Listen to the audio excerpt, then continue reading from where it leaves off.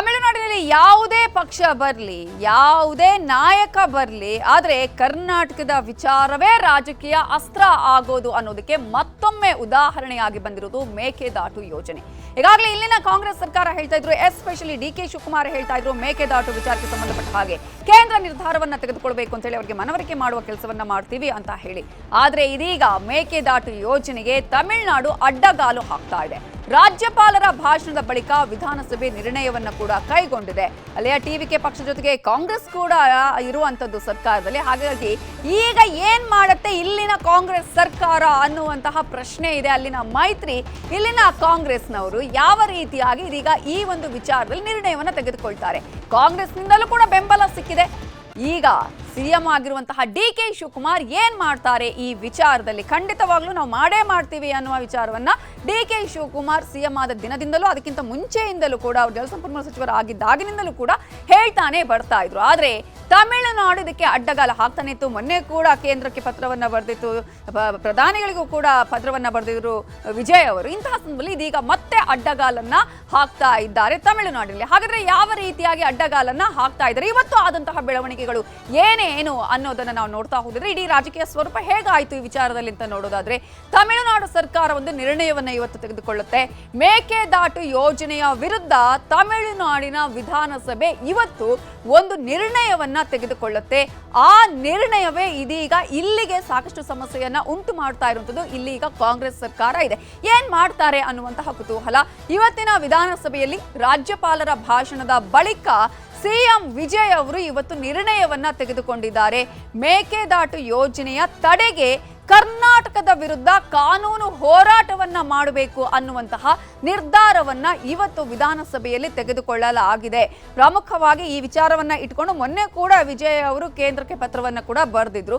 So ಕರ್ನಾಟಕದ ವಿರುದ್ಧ ಕಾನೂನು ಹೋರಾಟದ ಈಗ ನಿರ್ಣಯವನ್ನ ಕೈಗೊಳ್ಳಲಾಗಿದೆ. ಕೇಂದ್ರ ಸರ್ಕಾರದಿಂದಲೂ ಕೂಡ ಒತ್ತಡ ಹೇರುವ ಬಗ್ಗೆ ನಿರ್ಣಯವನ್ನ ಇವತ್ತು ಮಂಡನೆ ಮಾಡಲಾಗಿದೆ. ರಾಜ್ಯಪಾಲರ ಭಾಷಣ ಆದ ಬಳಿಕ ಈ ವಿಚಾರವನ್ನೇ ಬಹಳ ಪ್ರಮುಖವಾಗಿ ಅಲ್ಲಿ ತೆಗೆದುಕೊಂಡಿರೋದು. ಮೇಕೆದಾಟು ಅನುಷ್ಠಾನಗೊಂಡ್ರೆ ತಮಿಳುನಾಡಿನ ಕೃಷಿ ಆಗಿರ್ಬೋದು, ರೈತರ ಮೇಲೆ ಗಂಭೀರ ಪರಿಣಾಮ ಬೀರುತ್ತೆ. ಇದರಿಂದಾಗಿ ನಮ್ಮ ರೈತರ ಮೇಲೆ ಸಾಕಷ್ಟು ಸಮಸ್ಯೆಗಳು ಆಗತ್ತೆ ಅನ್ನುವಂತಹ ನಿರ್ಣಯ. ಕೇಂದ್ರ ಸರ್ಕಾರ ಈ ಯೋಜನೆಗೆ ತಾಂತ್ರಿಕ ಪರಿಸರ ಅನುಮೋದನೆ ಯಾವುದೇ ಕಾರಣಕ್ಕೂ ನೀಡಬಾರದು ಅಂತ ಹೇಳಿ ಒತ್ತಡ ಹೇರುವಂತಹ ಪ್ರಯತ್ನ ಕರ್ನಾಟಕ ಸರ್ಕಾರದಿಂದ ಏಕಪಕ್ಷೀಯ ನಿರ್ಧಾರ ಆಗ್ತಾ ಇದೆ ಅನ್ನೋದನ್ನ ಹೇಳುವ ಕೆಲಸ. ನ್ಯಾಯಾಧಿಕರಣ, ಸುಪ್ರೀಂ ಕೋರ್ಟ್ಗಳ ತೀರ್ಪು ಇಲ್ಲಿ ಪಾಲನೆ ಆಗ್ತಾ ಇಲ್ಲ, ಕರ್ನಾಟಕ ಮಾಡ್ತಾ ಇಲ್ಲ. ಕಾವೇರಿ ನೀರು ಈಗಾಗಲೇ ಹಂಚಿಕೆಯಾಗಿರುವ ಕಾರಣಕ್ಕೆ ಹೊಸ ಯೋಜನೆಗೆ ಇಲ್ಲಿ ಅವಕಾಶ ಇಲ್ಲ ಅನ್ನೋದು ನಿರ್ಣಯವನ್ನ ತೆಗೆದುಕೊಳ್ಳಲಾಗಿದೆ. ದಕ್ಷಿಣ ರಾಜ್ಯಗಳ ಹಿತಾಸಕ್ತಿಯಿಂದ ಒಪ್ಪಿಗೆ ಪಡೆಯಬೇಕು ಅನ್ನೋದನ್ನ ಹೇಳುವಂತಹ ಕೆಲಸವನ್ನ ಕೂಡ ಮಾಡಲಾಗಿದೆ.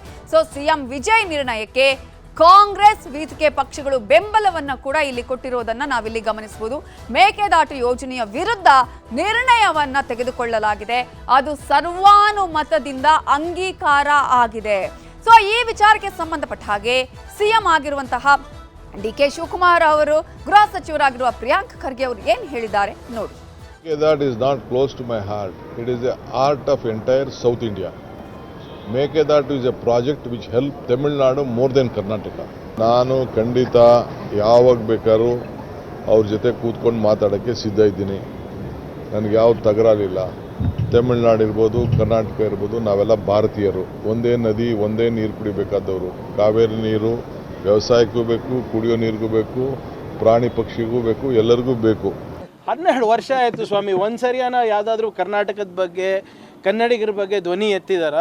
ನನಗಂತೂ ಯಾವುದೇ ಎಕ್ಸ್ಪೆಕ್ಟೇಷನ್ ಇಲ್ಲ. ನೀವು ಯಾಕೆ ಇನ್ನೂ ಇಟ್ಕೊಂಡಿದ್ದೀರಾ ನನಗೆ ಗೊತ್ತಿಲ್ಲ. ಅವರಷ್ಟು ಅಸಮರ್ಥ ನಾಯಕತ್ವ ಇಡೀ ದೇಶದಲ್ಲೇ ನಾನು ನೋಡಿಲ್ಲ. ನಮ್ಮ ರಾಜ್ಯ BJP MP ಗಳು ಏನು ಮಾಡ್ತಾರೆ? ರಾಜಕೀಯ ಮಾಡುವಂತ ವಿಚಾರ ಅಲ್ವೇ ಅಲ್ಲ. ಇದರಲ್ಲಿ ಪಕ್ಷಾತೀತವಾಗಿ ರಾಜಕೀಯ ಇರದೆ ಎಲ್ಲರೂ ಕೂಡ ನಿರ್ಣಯವನ್ನ ಇಲ್ಲಿ ಕೈಗೊಳ್ಳಬೇಕಾಗುತ್ತೆ. ಸರ್ವಾನುಮತದಿಂದ ಇಲ್ಲೂ ಕೂಡ ನಿರ್ಣಯವನ್ನ ತೆಗೆದುಕೊಳ್ಬೇಕಾಗುತ್ತೆ. ವಿಪಕ್ಷ ನಾಯಕರು ಆಲ್ರೆಡಿ ಈಗಾಗಲೇ ವ್ಯಂಗ್ಯ ಆಡ್ತಾ ಇದ್ದಾರೆ. ಅಲ್ಲೂ ಕಾಂಗ್ರೆಸ್ ಇದೆ, ಇಲ್ಲೂ ಕೂಡ ಕಾಂಗ್ರೆಸ್ ಇದೆ, ಆದ್ರೆ ಅಲ್ಲೇ ಹಗ್ಗ ಜಗ್ಗಾಟ ಆಗ್ತಾ ಇದೆ ಅನ್ನುವಂಥದ್ದು. ಸೊ ಏನ್ ತೀರ್ಮಾನವನ್ನು ತೆಗೆದುಕೊಳ್ತಾರೆ, ಯಾವ ರೀತಿಯಾಗಿ ಕಾನೂನು ಹೋರಾಟ ಕರ್ನಾಟಕದಿಂದ ಆಗುತ್ತೆ ಅನ್ನೋದು ಕಾದು ನೋಡಬೇಕು.